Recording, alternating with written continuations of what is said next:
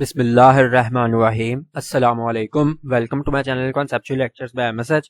आज के इस वीडियो में हम बताएंगे कि federal board of intermediate and secondary education ने अपनी डेटशीट जारी कर दी है।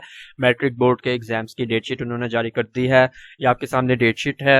ये एग्जाम जोन से है मैट्रिक बोर्ड के 20 मई 2021 थर्सडे से स्टार्ट हो रहे हैं।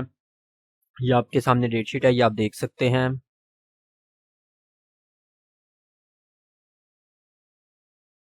ये डेटशीट का सेकंड पेज है।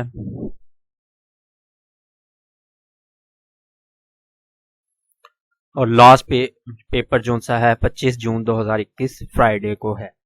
वीडियो अच्छी लगी है तो इसको लाइक जरूर कर देना, चैनल को सब्सक्राइब कर दें। Thank you so much.